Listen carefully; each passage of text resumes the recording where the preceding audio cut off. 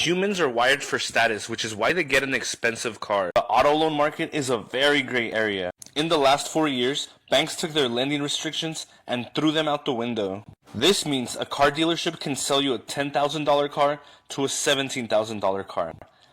It can sell you a $50,000 car and make it a $75,000 car. This is why cars got overinflated, because banks allowed everyone to charge an insane amount of money above what they were actually worth. And then they would finance the difference. At the time the bank was printing money, there was no recourse. But this is going to come back to haunt car dealerships. So if you're wondering why the economy is doing so bad right now, this is one of the reasons why.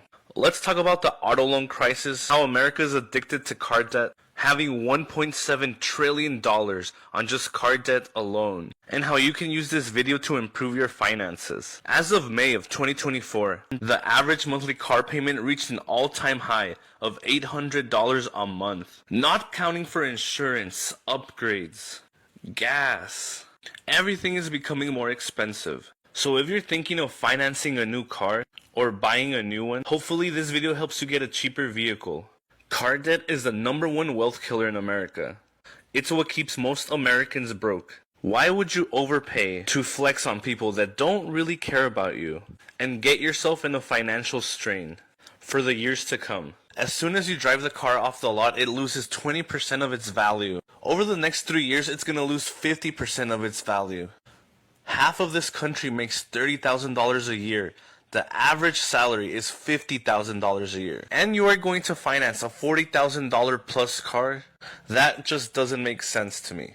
You are throwing your money down the drain. This is why car debt keeps most Americans poor. It eats away at your budget and might force you to get credit cards or a loan to pay for extra expenses or emergencies. Yes, buying or financing a new car might feel good in the moment. It is such an overpriced fancy vehicle. But that short-term dopamine hit is going to cause you future financial strain. You'll be going to work to pay for the car that you're going to work with. A lot of these car dealerships will convince you that you can actually afford more of a car than you can actually afford just by lengthening the loan rate, just by lengthening out the loan terms. The average loan length right now is 69 months in America. And the lower your credit score is, the longer the car loan you're willing to take in. The longer the car loan you're willing to take up, all while making the car interest rate higher. So in some cases, you're going to end up paying double for the car in the long run, and in some cases even triple the price, which is insane. That's crazy. So I'm going to outline some money rules that you can use to see how much car can you realistically afford. Let's go over the 35% rule. This means that the most you can spend on a car cannot exceed 35% of your gross income. So if you're making $40,000 a year, that means you can only spend $14,000 or less on a car. If you're making $80,000 a year, that means you can only spend $28,000 on a car or less. If you're making $150,000 a year, you can only spend $52,000 on a car or less. Obviously, most of Americans don't follow this rule. A lot of them get a $20,000 plus car going against this rule when they should be spending like $15,000 or less on a vehicle. But yeah, this rule is pretty aggressive. Instead of 35%, you can lower it to 25%. Now let's talk about the rule about your monthly car payment, the 24-10 rule. This is a very popular rule when purchasing or financing a car. The 24-10 rule states that you make a 20% down payment on your vehicle. You finance the car no more than 4 years. If you finance it for more than 4 years, then the interest payments will be higher. Then the last one, the 10. Make sure that your monthly payments is less than 10% of your gross monthly income. The 24-10 rule is a very reasonable rule, but by following this rule, you might not get the car that you want. There's a lot of societal pressures to buy an expensive car. You are just going to have to fight through that. Many people end up taking a longer car loan because it allows them to afford the car that they can't afford. Always be prudent with what you can afford. If not buying your dream car sounds hard, that's because it is.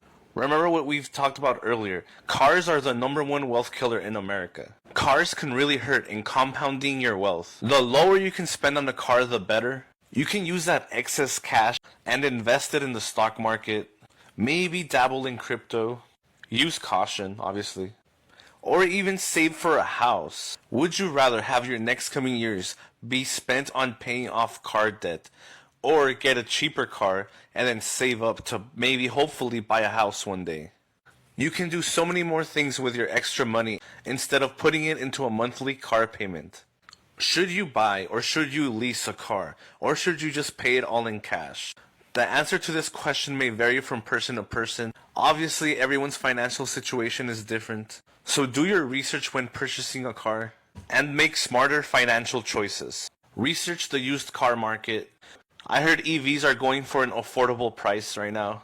If you're new to this channel, like and subscribe. We've been growing pretty fast recently. If you love binging finance videos, this is the perfect channel for you. We talk about cars, luxury items, subscriptions, budgeting tips. We go over some of the best finance books and summarize them for you. I recently made a video about the top 3 modern day scams in our country. We also go over techniques on how to slowly build wealth over time. So if you like these topics, like and subscribe, and I'll see you guys next time. Thank you.